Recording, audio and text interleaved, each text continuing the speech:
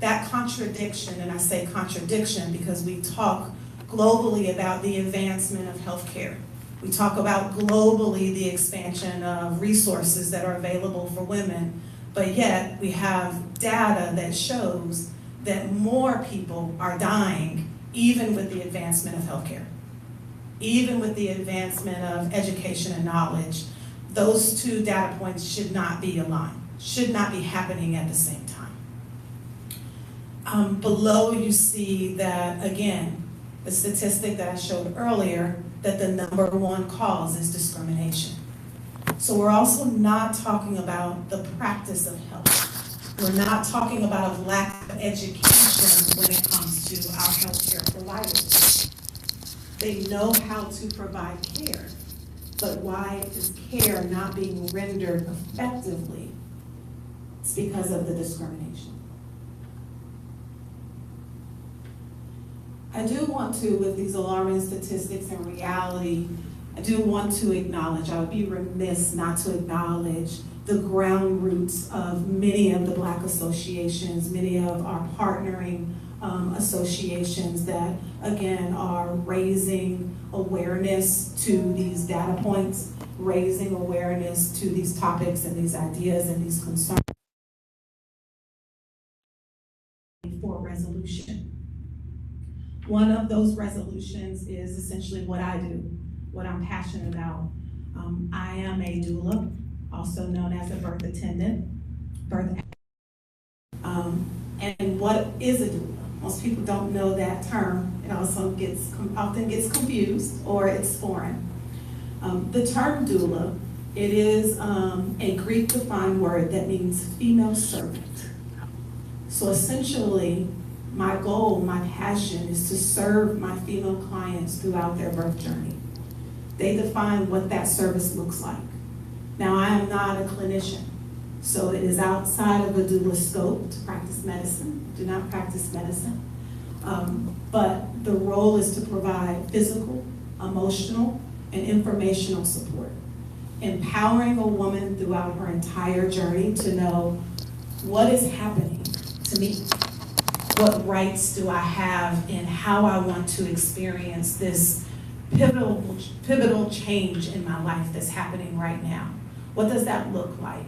Also supporting them and navigating them through their fears, their concerns. Going back to what we are acknowledging this week with the Black maternal mortality crisis, many of our Black and brown women are fearful of having children, of their pregnancy journey. That's another contradiction. When we think about birth, when we think about having a baby, it's usually one of the most celebrated, most exciting moments in our lives. But yet, due to what is happening right now, one of the most concerning, one of the most fearful, paralyzing fear I often see in some women. And a lot of that has to do with the mortality rates of Black women. Not knowing if when I have this baby, am I going to live long enough to see this baby grow up, to nurture this baby. So what we do see, to include locally here in North Carolina, is people are paying attention, but of course we need more awareness. We need more people to pay attention. And one of the ways that we are being heard is access. Doulas are a part of, and should be a part of, a woman's interdisciplinary care team or care team that supports. The advantage of a doula, the opportunity of a doula is we support a woman throughout her whole entire journey. What I mean by that is I see my clients as early as the announcement, I just found out I'm pregnant. You know, that can be as early as 20 weeks. That could be as early as 12 weeks, sometimes sooner. Also supporting women who are on a fertility journey. So they're in the process of attempting to conceive. Supplying them with information, making sure, number one, that their questions are being answered.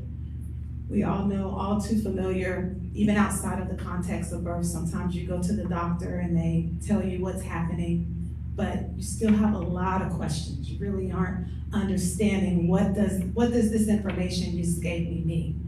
What are my options? I don't want to just get a pill to do better. What are the other choices? Is this plan what I want for myself? Does it take into consideration my personal cultural beliefs, my cultural and ethnic beliefs and considerations? So that's what I'm passionate about when it comes to the advocacy and the information is, what does my client want? How does she want to experience this? What are the questions that she has? Empowering her with the questions to ask. And then it goes through birth. So I'm there with them from the time they go into labor, as soon as they call me. And that could be laboring at home, supporting them with comfort measures, because birth is uncomfortable, it's discomfort. I intentionally do not use the word pain, because pain is subjective. So it's unique to an individual. And that's one of the systemic thought processes, particularly with Black women, is that we have a high tolerance of pain. I don't know who came up with that. I do know why it came up with that, but back in the day when Black women were slaves and practiced on without anesthesia, and had to tolerate the procedures for the advancement of medicine, but they weren't just tolerating it because they were able to, they were tolerating it because they had to. So that then was put into our doctors training, nurses training, where it's literally there in their curriculum. And even when they're talking about racial bias, that's a question that we've seen on the test, on nurses' tests, is that what is something that's associated with Black women? They have a high tolerance of pain. Further from the truth. So it's teaching them comfort measures, teaching them the signs of labor that look different for everyone. It is a cliche statement, but it is so, so close to the truth. Every single individual woman that has had a child, whether it is her first, whether it is her fifth, she will tell you each and every single one of those birth journeys was different.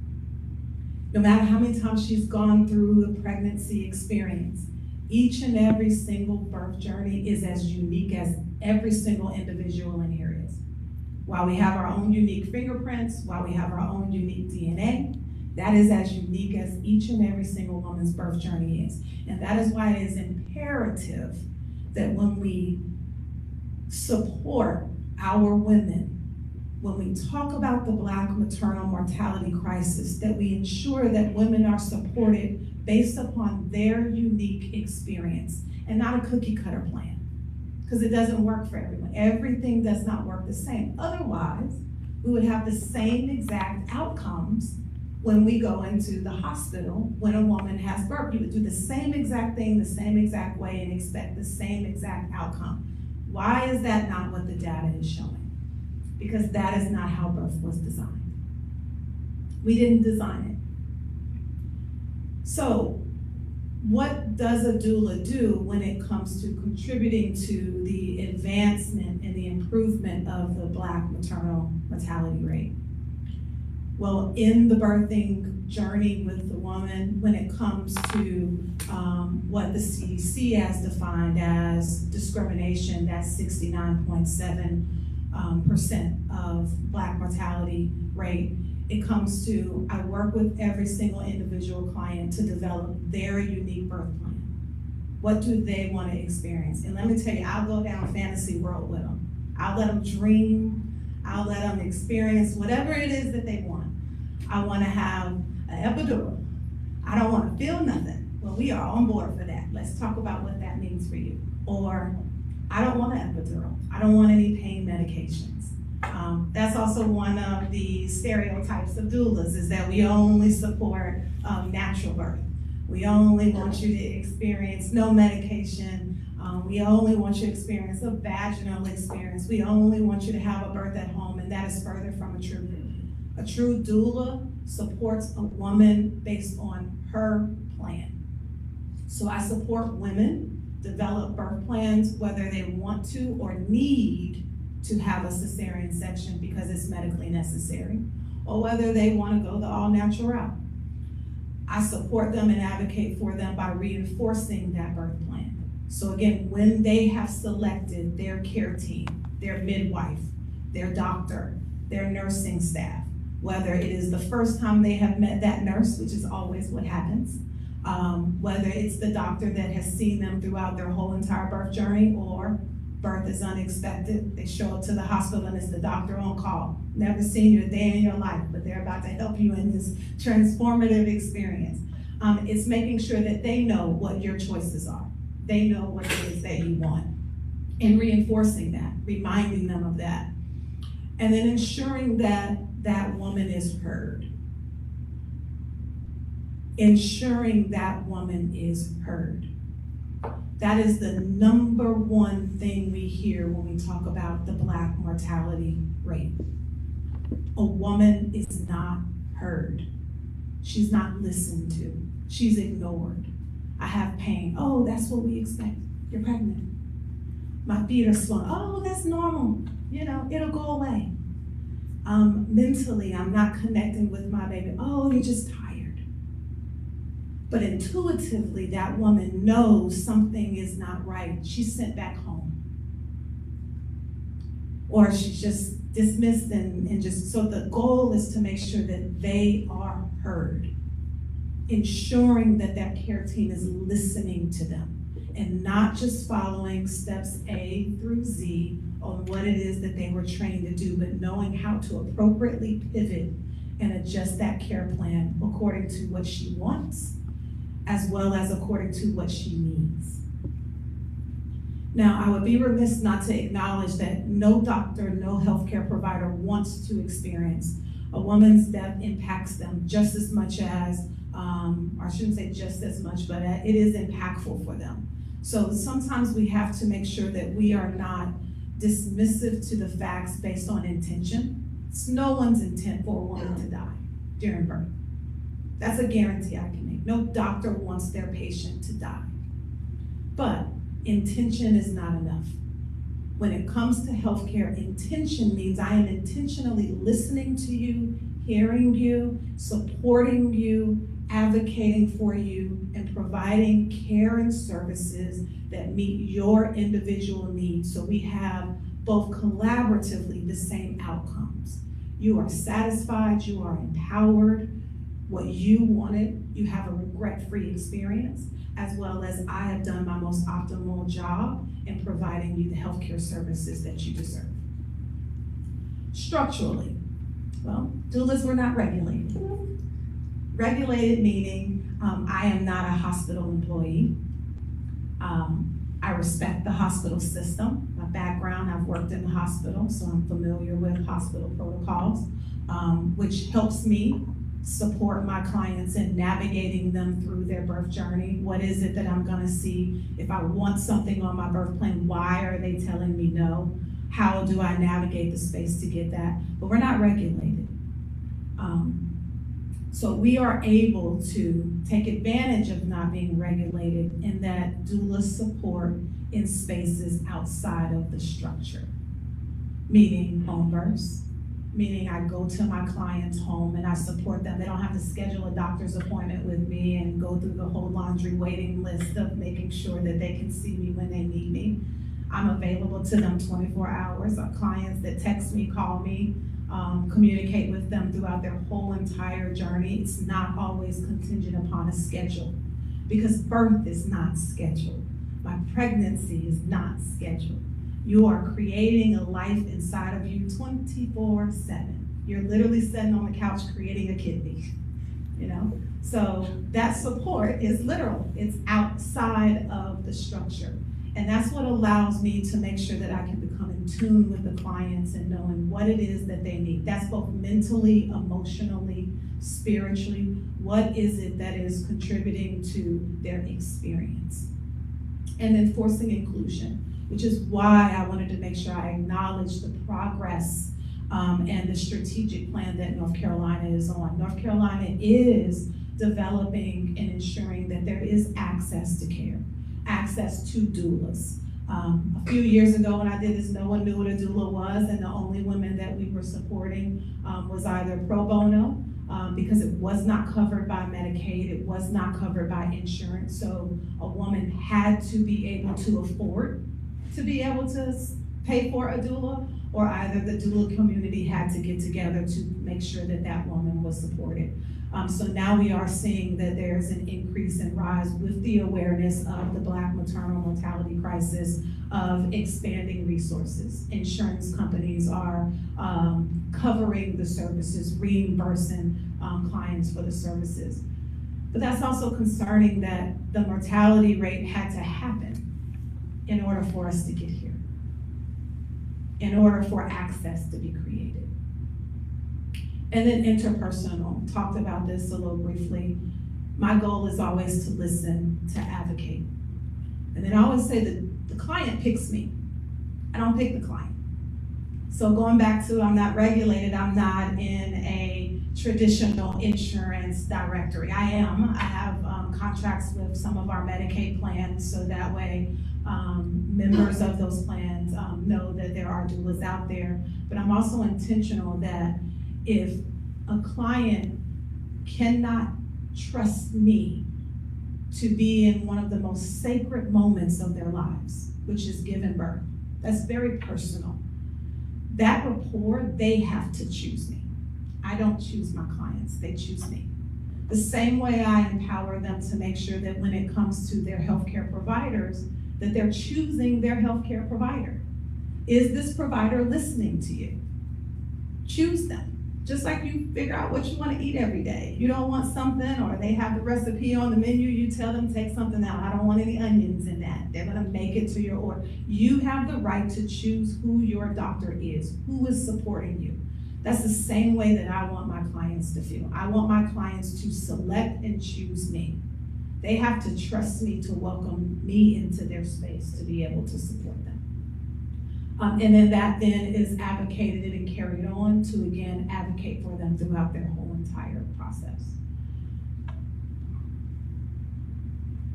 I'm gonna close out my presentation because I'm all about dialogue and I wanna share whatever a little bit that I do know and leave with this point. It's a phrase by Viktor Frankl. Everything can be taken from a man but one thing. The last of the human freedoms, to choose one's attitude in any given set of circumstances, to choose one's own way. In birth, particularly with our Black and brown moms, they should be able to choose their own way. Thank you. Okay, thank you so very much. Our first question is coming from Jackie. Good morning. Thank you so much for coming. Can you share a little bit about your journey from where you were to coming to where you are now, and also if you know anything about UNC Chapel Hill's doula training program? Yes, thank you, Ms. Jackie. So I'll give you the brief Cliff Note version of where I was and how I got here. I've had the fortunate opportunity that growing up, my family is very familiar with home birth, very familiar with midwives, very familiar with doulas, whatever term that was accustomed.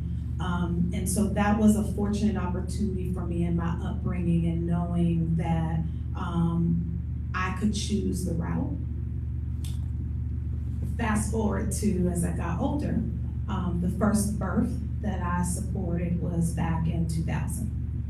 That was the first time that before even knowing I was operating in a doula capacity that I supported a woman in their birth journey. And it was the most beautiful but most terrifying experience I ever had. Beautiful in that seeing life come into its existence on the other side is indescribable. But terrifying because when you think about all of the things that are happening and seeing a woman being silenced and all of the control being removed from her because everyone else is telling her what she needs to be doing and not knowing how to help her, was when I knew that I needed to do more, I needed to learn more. And so I continued to study. I got my doula certification because doulas are trained, we are certified. We aren't just out here just running around guessing, but we are trained and we are certified. So I went on that journey to educate myself. I also, occupationally, my 9 to 5, I've worked in healthcare policy and strategy for several companies as well as several hospital systems to understand the other side of it, because it is business at the end of the day. There's also other factors that inform our clinicians on why they are rendering care the same way. So sometimes it's not as black and white as, no, I don't want to do that for you. There's rationale behind healthcare policy and healthcare rules and why the hospital does things the way they do. So I wanted to learn it from every avenue. And then after I felt comfortable and confident, I was ready to get started, but then COVID hit. And COVID was alarming in the sense that doulas were no longer allowed to support women in the hospital. Had clients that had to choose between their doula supporting them and their husband or their partner supporting them for birth. And so I paused on my initiative to start Robin's Cradle. Also, there was, in North Carolina, there's actually only 3 birthing centers. One in Raleigh, one in Huntersville, and then there's another one in between near the Winston-Salem area. So we have a lot of what I would classify as birth deserts, where the closest hospital to a woman is 2 hours away, but then yet there's not a home birth. And in North Carolina, home birth is very limited, say it that way. To your second part, I am familiar with UNC's doula training. There are a lot of our colleges and universities, to include Johnson C. Smith, several other colleges that are partnering with a lot of our policy directors here in North Carolina and beyond to look at not just the statistics, but also understand doulas, understand how to make us more accessible to individuals who don't know. So it's not until they become pregnant that they even hear the term. So I appreciate what UNC Charlotte is doing. I appreciate what North Carolina is doing in partnering with many of the schools to make sure that more people are educated and know that the birth work community is here to support them, and also supporting that with other policy to make sure that it's accessible and affordable for them too. Hi, good morning, thank you. I'm Gail Baltimore, HR Director with Genesis Project. My question is, and I'm hoping that I'll ask the same question, is what is kind of the difference between a doula and a midwife? And when I looked it up, because I came a little late, please forgive me, I wanted to have clarity on what your role was. So a midwife can render medical attention where you are just a partner and help a person facilitate through their birth. So what would be the difference between the two? If you just help me have clarity on that. Great question, and a very common question that is necessary. So you hit it on the head with one of the primary differences between a doula and a midwife is a midwife is a licensed clinician. Can be a nurse practitioner, it could be a doctor, and they are able to deliver a baby in particularly a hospital setting, any setting for that matter, but legally within a hospital setting. I'll start with the difference between a midwife and a doctor before I go to a doula. The difference between a midwife and a doctor is a surgeon. So a midwife cannot perform a cesarean section. A doctor or your OBGYN can. So then a doula is a part of the care team, but we don't do anything clinically. We work more so outside of the hospital, but that does include we are present at the hospital. And our presence at the hospital is primarily, not only, but primarily dictated by where a woman chooses to have birth. So if a woman chooses to have birth, then that is where I will attend. I will go to wherever she is having birth at. Whereas your doctor is not coming to your home to labor with you. Labor comfort measures that a doula supports with are not clinical, meaning they're comfort measures. There is advocacy and information sharing. Usually when I come in and I arrive, the first thing that the doctor and midwife asks me is, what is their birth plan? Do you have a copy of their birth plan? Because they know, and they would appropriately expect me to make sure that I have literally broken down what that birth journey is going to look like for that mom, to include the why she wants something. So the cultural reasons, what is important to her. So that's the primary difference is doulas are not clinical licensed. That's outside of my scope. You do have some doulas that are and do operate in both a doula and midwife capacity. But even when we do, we usually separate the scope of work because our priority is always mom. Meaning, I wanna make sure that something as simple is after mom has had the baby and everybody follows the baby, who's covered her up when she's just laying there wide open, cold, and exposed? Who's checked in on her to make sure she's okay? How does she feel?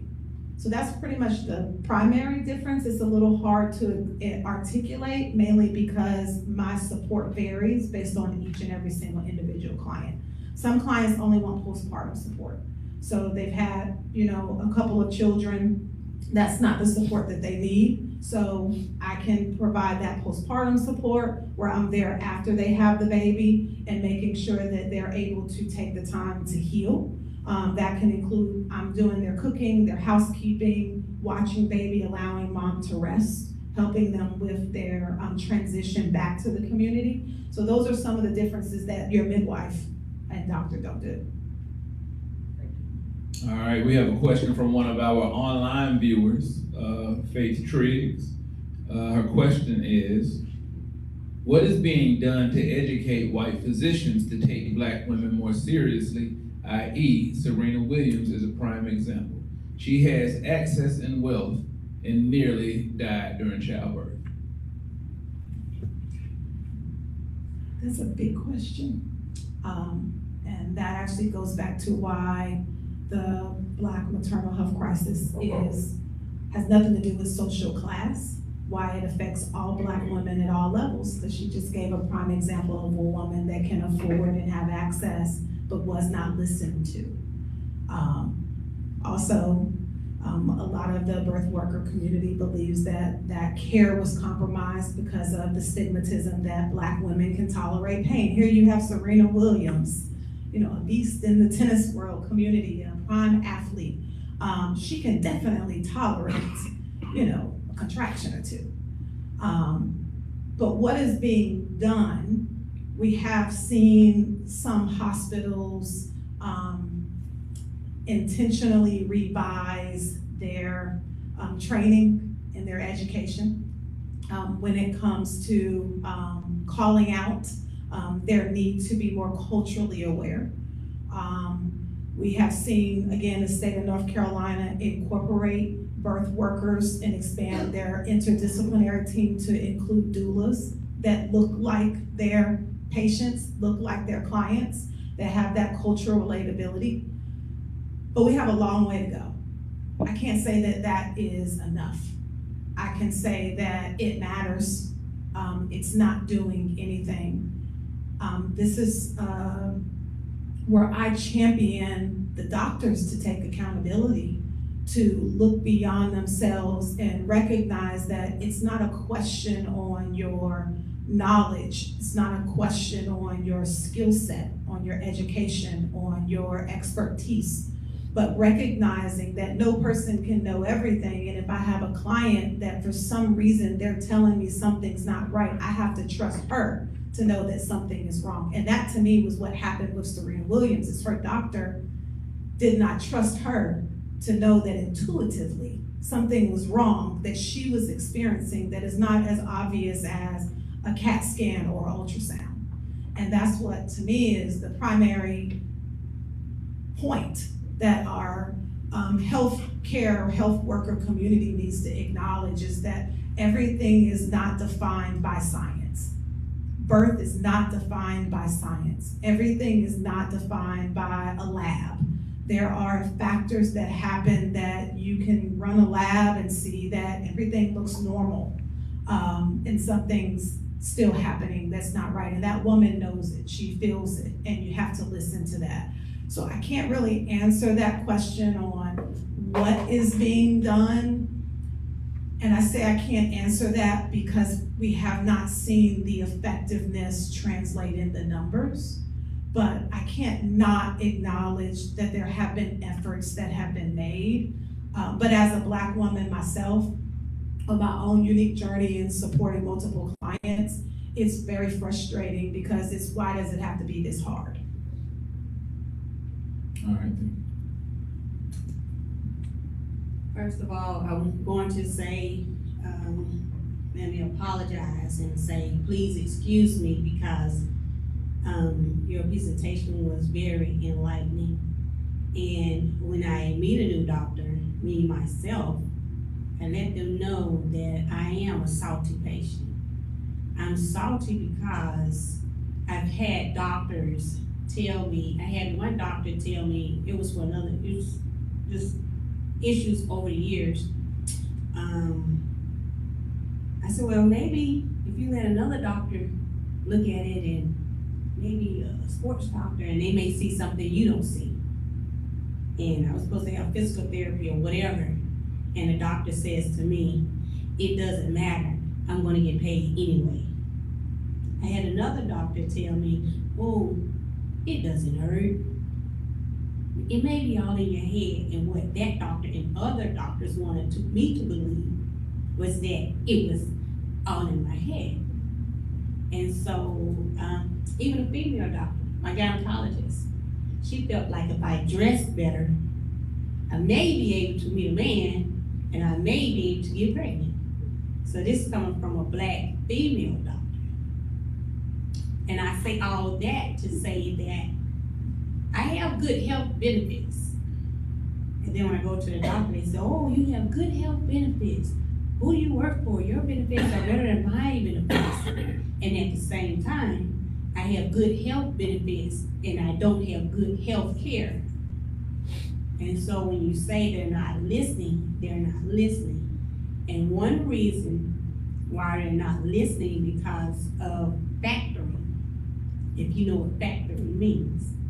So for those of you all who don't know what factoring is, it's where your bill was $300, or just say your bill was $800, and you call the insurance company, and they have up to what, 45 days to pay this bill, and on the 45th day, they'll call the physician's office and say, hey, we can pay this bill today at a discounted rate, or you can wait 60 more days, or however. I'm speaking hypothetically because I don't know for sure for a fact of how it really goes.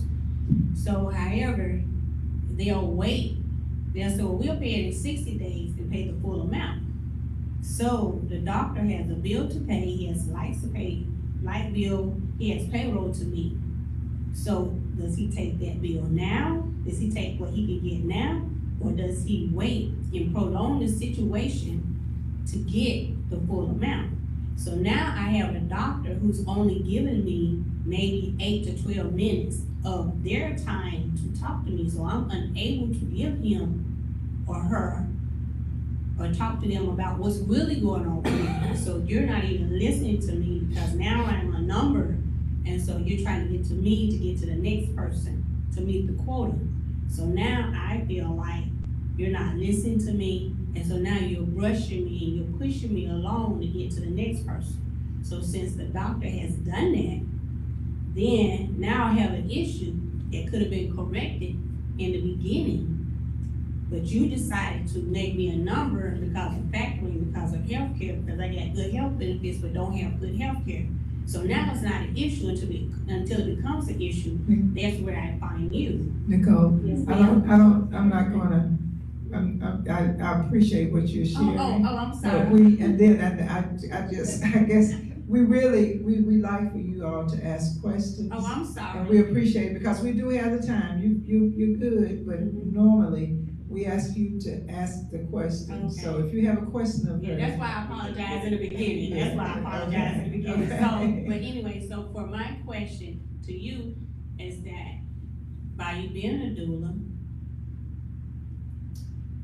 for the woman who wants to be on the journey of becoming a mother, so you help the woman that wants to be, do you help when they find out they're pregnant, or do you find, or are you at the beginning stage when a mother says, hey, we want to have a baby? Do they call you then, or do they call you after they find out that they're pregnant? So it can be both.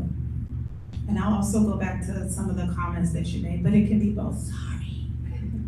So there are some women that are on their IVF journey or fertility journey. So they're having challenges with conceiving.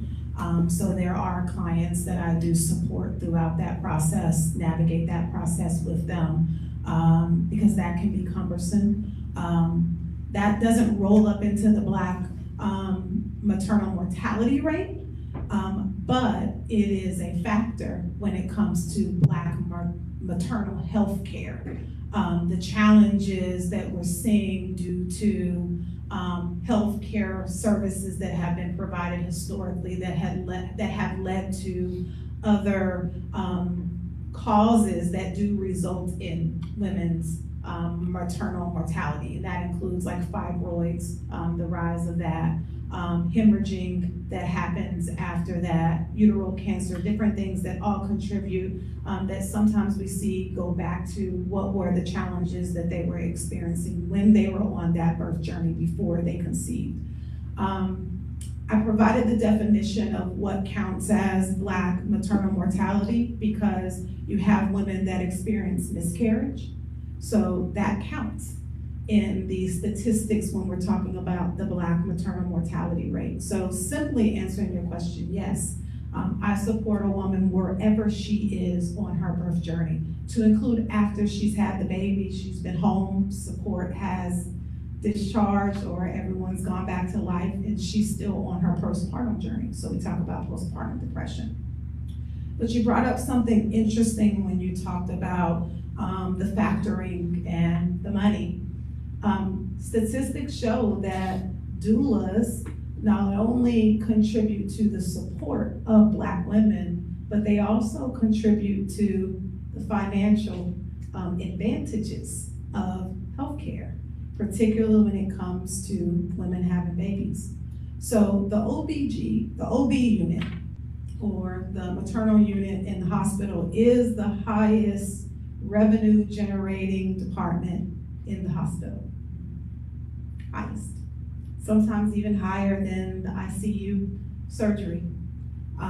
Surgery might be the only one because it's the broad array of different surgeons, but it is usually the #1 generating revenue department.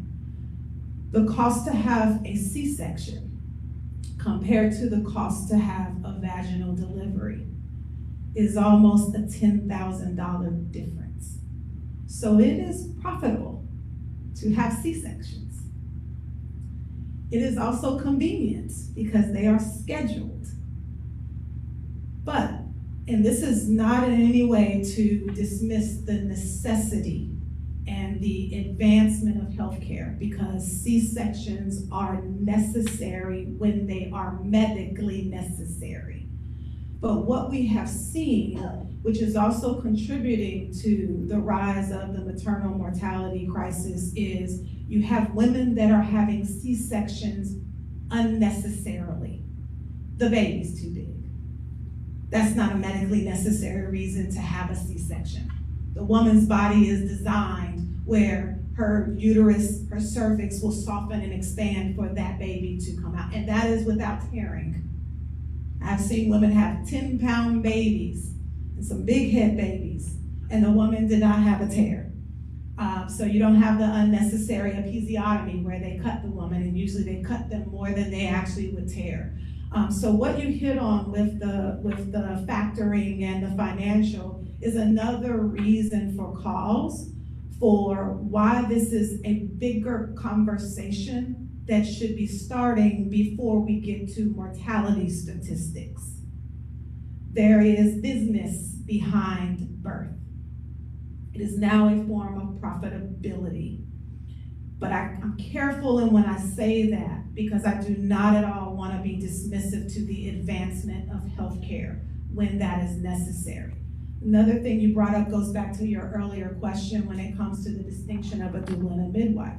You talked about someone hearing you and getting you the care and having the questions before you got to the doctor, and then the doctor only seeing you for 8 minutes. A lot of times I spend time with all of my clients, they have an expectation. I have an expectation of them that after every doctor's visit, we have a conversation.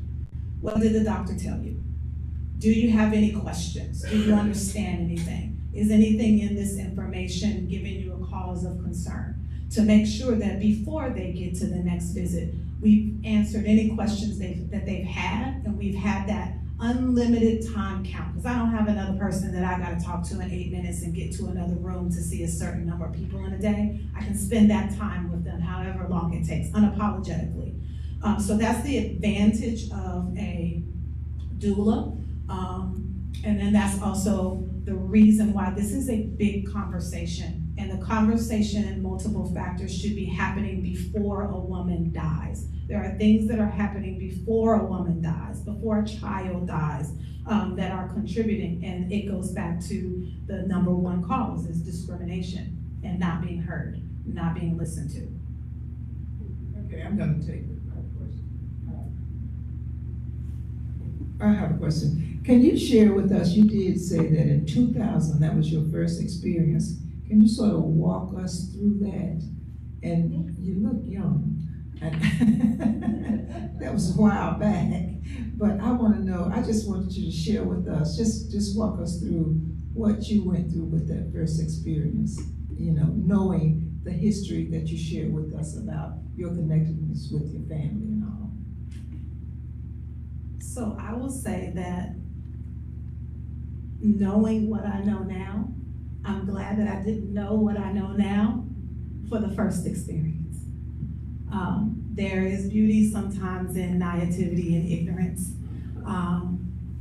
But that first experience, it was with a very close friend.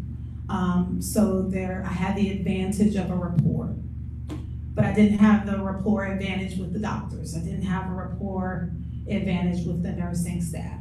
So very much experiencing all of this shock reality with that soon mom to be, which is already overwhelming in itself. You're coming in, everyone's poking you, and you're having contractions all at the same time. And then you have everyone with all of these hands on you. We need to hook you up to this IV. You have nurses coming in and out every 10 minutes, disrupting you. And so it was chaos to me. That the only thing that I could remember was, I'm not even the one having the baby, and I'm overwhelmed, and I'm scared for her. And no one was listening to her. And how long it took after you ring the bell for someone to hurry up and come in there, and then constantly saying, oh, we need to hurry up and do this, and then the statements of, oh, the baby's heart rate is dropping, oh, we need to hurry up and spin you to do this, oh, we need to go rush to get this. Now there's 10 nurses, and literally as fast as I'm talking is as fast as a woman's emotions are while she's having the baby, and it's just chaos. And to have all of that chaos happening and no order that's happening, and you know intuitively, or you hope intuitively, that everyone's responding with urgency because I'm important, and everyone's responding immediately because they want to make sure I have this baby and I'm safe and the baby is healthy. And those all can be true. But then afterwards, it made me also wonder, well, was it because when I looked at the board, and I remember it as if it was yesterday, they already had a count of 17 babies being born that day. And the doctor was running from one room to the other room, and you never know who's getting ready to push and who's coming in. And I remember what was the most traumatic for me, and I am not at all comparing my experience to hers, was them telling us to hold on and her not to push until the doctor came in. So you're telling her to stop a natural process of pushing a baby out for one person to be present, who's not doing anything other than standing there for the baby to come out. And so all of that was just overwhelming for me at the tender age of 18. Was the first time that I saw that. And it is no comparison to what we see on TV. It's so traumatized. It also was much quieter. So other than the beeping from the health hospital systems and everyone else talking, we see on TV a woman yelling and hollering at the top of her lungs. She was quiet. And not one time did anyone ask her, were you okay? Are you okay? So for me, that just laid the foundation for the day that I have a child. I don't ever want it to be like this. And I'm not even the one that's having the child right now. So to feel and experience that, and I also think about my fathers, because I support the men. So I am the whole family's doula. And we make sure that the men feel advocated for as well. One of the prime individuals in their life that's bringing life into the world with them, not for them, with them. What can they do? They often feel very helpless. They're also very scared. They don't know what to do oftentimes. So a lot of times I'll also make sure, do my partners have questions? Do they understand what's happening? I also make sure that they participate in the birth plan too. So have you all talked about what she wants? Have you all talked about, do you all agree on how you are both going to experience this? So also educating the partners and making sure that they feel supported as well is also something that in this instance, the men get forgotten about. Oftentimes you see them in the back corner, just hovering. No, I need you to be here and be present. Your support of her is well more important than mine. All right, good morning, Robin. So I have a two-part question. And also, just to piggyback of all the things you said, is very much bringing me back. My wife and I had a baby 22 months ago. So the first part of my question is, there's a lot of, can you clarify how best to advocate for yourself or for your partner in a scenario or in a situation where you are going against the opinion of perceived experts, your doctors? And how do you know what is, again, you're having a baby. It should be, as you mentioned, some discomfort. So what is enough? How do you know what is a normal feeling or what is abnormal? How do you know when to advocate? And to the second point, the second part of my question is, what role or resistance do you see as healthcare becomes more mechanized and is more of an assembly line where they just send you to the next person who does the thing? So the surgeon is just the surgeon. They don't really have the context of your gynecologist or your OB. How do you bring those lines together to better create a scenario for the person having the baby? Come on. So to the first question, I always empower my clients to let me know, and we start with what is most important for them.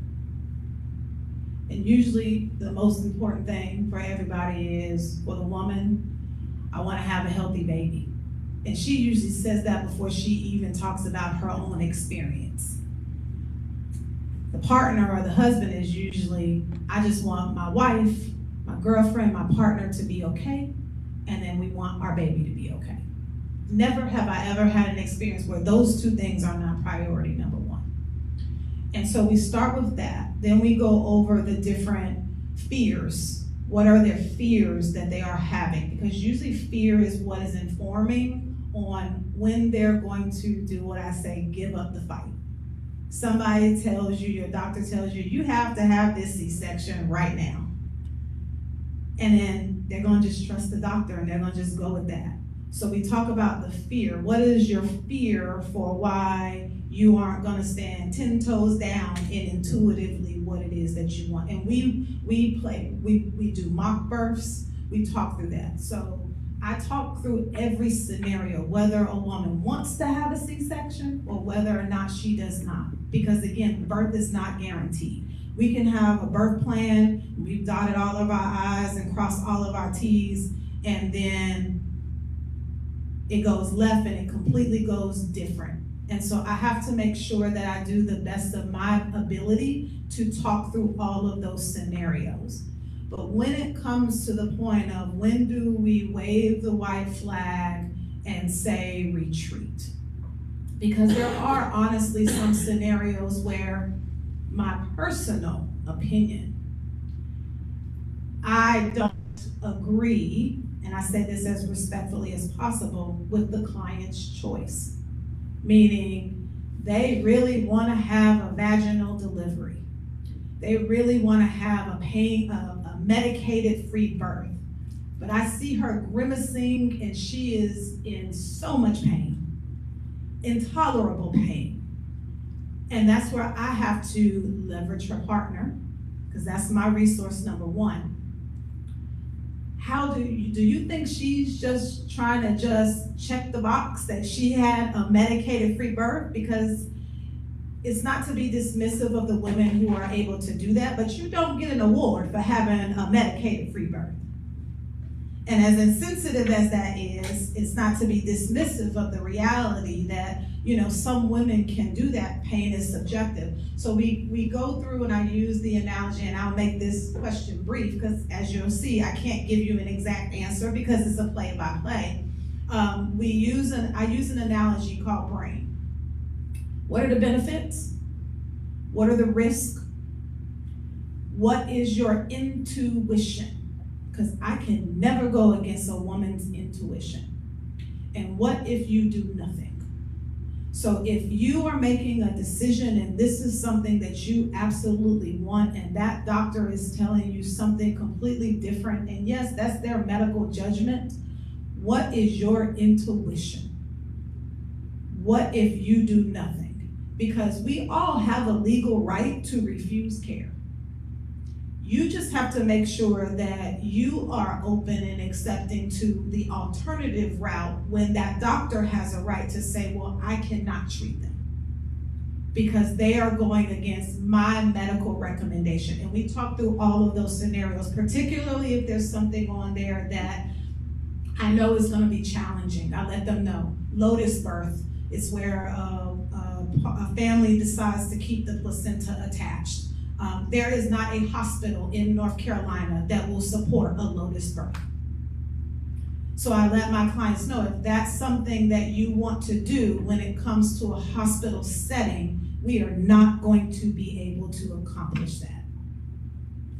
And that's not a medically extreme factor, but it is a simple factor that's important. Keeping my placenta. You'll have doctors that say there's no medical justification for doing that. So I always tell an individual that I'm going to go to the ends of the earth, whether it's my personal belief or not, to support you. And we will have a conversation. I have asked doctors and nurses to leave so that my clients can have the conversation with me or with themselves to decide if they want to go the route. Had that recently where they were pushing a C-section and they were adamant they did not want a C-section. And we asked the doctor respectfully, can you give them time to decide what they want to do?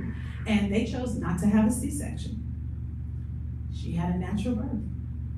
And it was beautiful. Now I can tell you all the medical staff was petrified and they was nervous because it went against what they thought, but that woman's intuition let her know I can do this and I'm okay. So it's a case-by-case scenario. I'm fortunate that I have not had a scenario where I've had to advocate so hard for someone that they couldn't come to a decision and pushback, but I also have been fortunate enough that I have not had too many doctors that force their will on anyone. I've not had anyone that forced their will. I've had doctors make comments like, this is what you need to do, when the person decided to go against it, but they know that that's also that individual's right. My question is, like, I don't know what to call the midwife now, but I'm sorry I'm late. But the medical profession has taken over childbirth. And I know the reason why, because they had such a high mortality rate for babies for birth. All they have to do is go to the graveyard and see they had such a high rate. But like, if you want a midwife, do you have an option to use one or not? Because like in the 1800s and 1700s, the only port that was the way babies were born, you know. And we don't know, like we delivered in the South, we delivered most of them because we had midwife skills. But like, what can we do about the medical profession just taking over? You know, like they're just taking over. And that goes into Winston's second part of his question about the mechanisms of the system taking over. So for the first part of your question, yes, you can always decide what your care team looks like. Most people don't know that they have that right to decide, I don't want a doctor, I want a midwife. In the state of North Carolina, you can choose where you want to have your birth. The challenge in the state of North Carolina is who can legally attend that birth. So this is where, going back to the distinction of doulas and midwives, in the state of North Carolina, a doula is not regulated, so I support home births. I can attend a home birth. Midwives, even though they are certified in the state of North Carolina, could potentially lose their license if it is identified that they are facilitating a home birth. And that's part of the takeover, the system takeover, is a woman having a right to choose where she wants to experience birth and being told that the clinicians that are licensed and skilled and trained to be able to support me are not able to support me. So there's navigating ways around how we do that. There's a lot of advocacy around birthing centers and incorporating more birthing centers. There's a lot of push. One strategy that I get behind is shifting the healthcare structure to where it follows a midwife structure, meaning you have doctors or OBGYNs, because they can do surgeries, support women who are high risk, meaning they have to have a baby at 28 weeks or sooner. And then allowing the midwives to support all of the women that can have births between 38 weeks and further. And then your doctors or your OBGYNs are there should something necessary have to change. If you develop a system like that, then ensures that things that are happening surgically are only medically necessary. It also reduces the mortality rate that happens due to unnecessary surgery, because unnecessary surgery can contribute to mortality. It can cause other consequences, to include babies. We see babies that die after having cesarean section. They have development delays and issues because of cesarean section, so we see that. So that's one strategy. There's other strategy proposals that have been happening. One simple fix is allowing women to choose where they want to have birth, and then making sure that the access is not impeded upon when they choose not to have it in the facility. Last statement I'll make about that is we have scenarios where women have started to labor at home, and their intent is to have a home birth, and then the midwife recommends that they transition to the hospital. And the challenge with the hospital admitting them because they knew that they had started at home. So there's a lot of systemic things that we are challenged with advocating for the truth and the reality, or the freedom that's supposed to exist, that I can choose my care team and I can choose the locale of where I want to experience this at. All right, Rob, we have 3 more questions in very limited time. If you could keep your responses to a minute, we would appreciate it. Actually, 4 more questions. Do you have any? Okay. I have a main question, but this is just on your presentation, you mentioned that there was a test in the, I wanna know, was that the correct answer to the test, that Black women can, tolerate more pain? Was that actually the right answer to the question, or no? That is the answer that they are supposed to respond. So to get credit for the answer is supposed to be yes, Black women can experience pain, but we know that the reality of the answer of that question is it has no bearing on truth. Right. My question is, number one, I'm astounded by the statistics that 85% of the births may have been able to be prevented, and that the main cause of all of that is discrimination. So do you know statistically by regions where the numbers are higher than others? Not off the top of my head, but I can make sure we can make available the link. The state of North Carolina posted those statistics are public, and they do break that data up by region, by district, that lets you know where those numbers are. Both the numbers that were in that assessment and that study, as well as you can see the numbers throughout as they're trending on where we see it. One can assume that it's based on where the racial makeup is. So Charlotte's always an outlier, but it's because of population size, but we do have other areas and other districts where even though the volume of residents in that county is not substantial in comparison to others, that it would likely be 100% of their births just due to the demographic that's represented there. First of all, I wanted to welcome Nicole. She is Sylvia Greer's niece.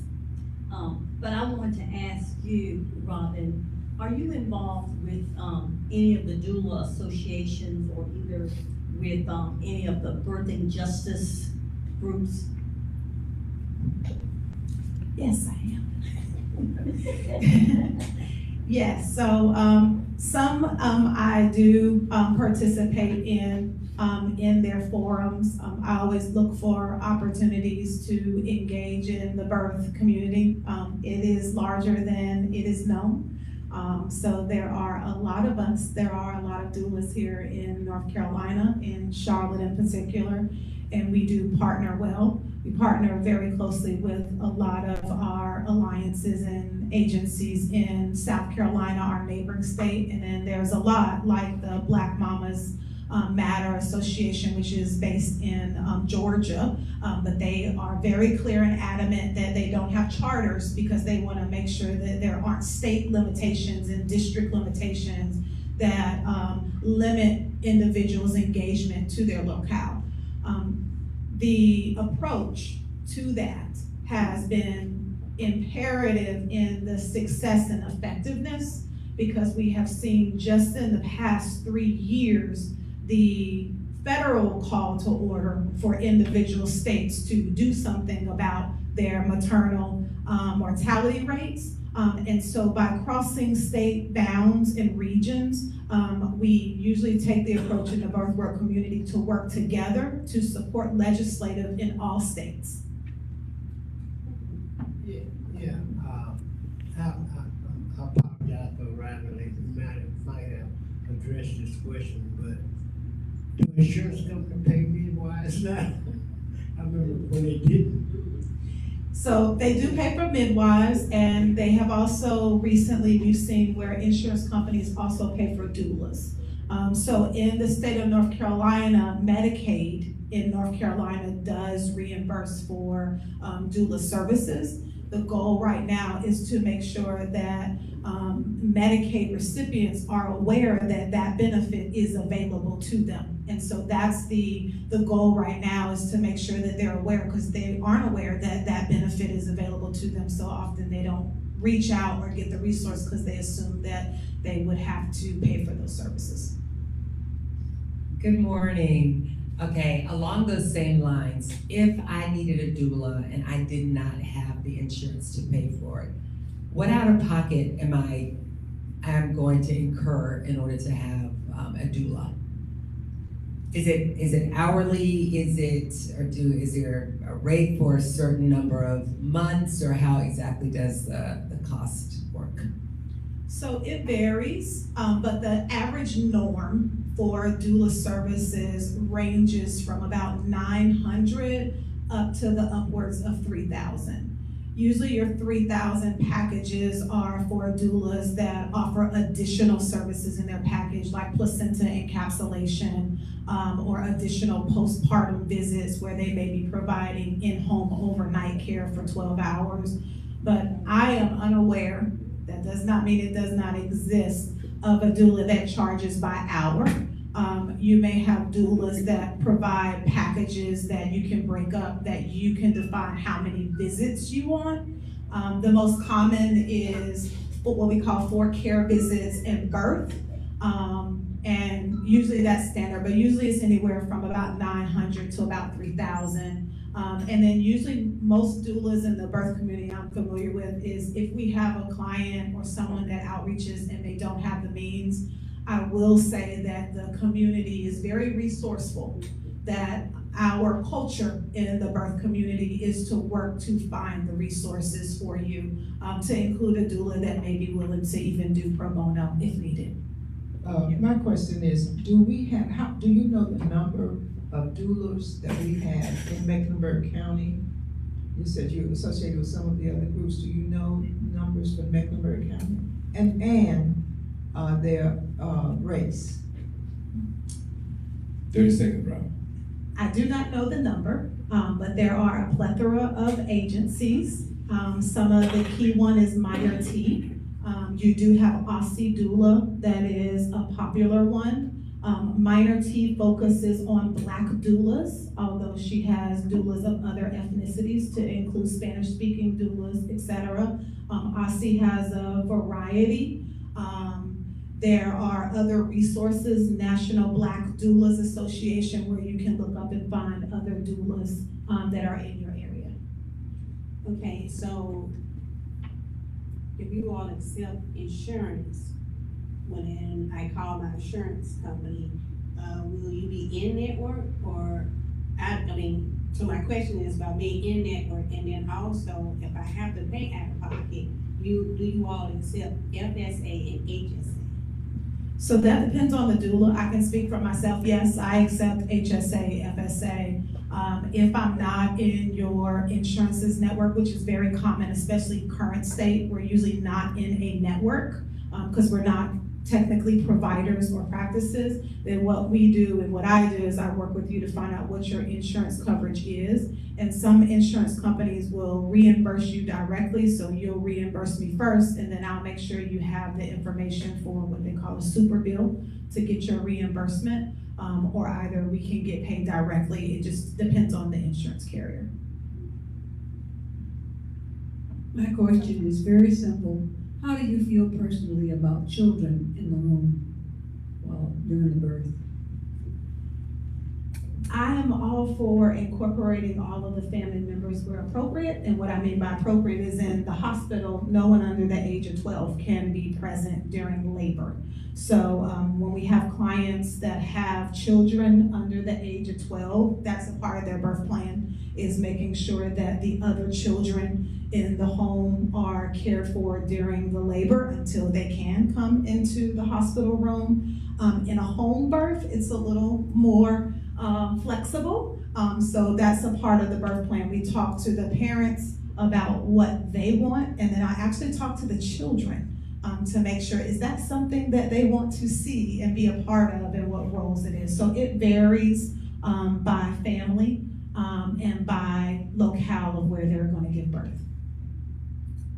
Really quickly, I'm curious to know how many clients do you manage on an average? And then also, I have a couple of friends, one who's a nurse practitioner who's now certified, and another friend who's certified who just birthed 4 of her own children naturally. Do you actually hire or bring in other doulas under yourself I know my friend, she's a travel nurse, I'm pretty sure she'd be looking for something, especially now that she is certified. So just curious how you bring up, like, do you bring other people in, is it just you, and then the average amount of clients you have at the time? So I'll answer in the reverse. I do have other doulas that work for my agency. And so that determines how many clients I have on my books. Some of my doulas only want to do postpartum. Some of them only want to do birth. So we work that out. So that can influence for myself individually, meaning the number that I have, not the number that my other doulas will support. I usually do not take what I call a caseload of more than 3 estimated due dates a month, meaning I may have 15 clients in rotation, but no more than 3 of them are due in the month of April. And that is because I make sure that I am not overcommitting myself, because 3 weeks prior, so usually starting at about week 37, I'm on call 24 hours. So whenever that client that is expected to give birth needs me, I'm there 100% of the time. To record, I have not missed a single client's birth. Yeah, what percentage of births are home births? Do you know? That's a tricky number because it's not documented just due to how North Carolina is set up. So I can give you my statistics based on how many I support. I usually support on average 40% of my clients are having a home birth, 60% of my clients are having a hospital birth. I don't have any home births to date, home birthing centers to date, and that is just because of the access of birthing centers in the Charlotte surrounding areas. Let's give her a round of applause. This has been very informative, and I've learned a lot, with what you shared here today. And thanks again so much for coming on such a short notice. We'd like to ask if you have any announcements. If you have any announcements, we'll be glad to hear them now, but you can also send them to Steve, and he will post them on our website. But once again, we appreciate your being here, and we look forward to you coming back to Tuesday Forum. And this has been an excellent presentation for us this morning. An announcement? Yes, I have one. North Carolina Black Alliance is hosting their 18th annual North Carolina Black Summit in Raleigh, April 25th through 26th. I do have some information here. I know my brother might be coming. We'll see. But if you all would like more information, I do have some information about the NC Black Summit. Hey, good morning. Hey, I just want to let you know that Genesis Projects is looking for therapists and I guess the caseworkers as well. So if you know of anyone, keep that in mind.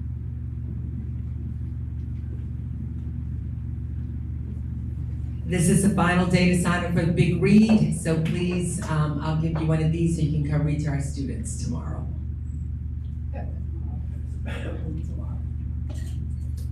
Also in Genesis Project, every third Thursday, we do digital literacy.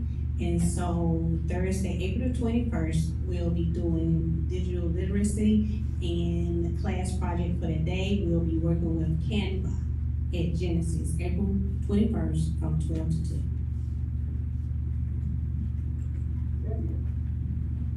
Thank you. Y'all have a good week.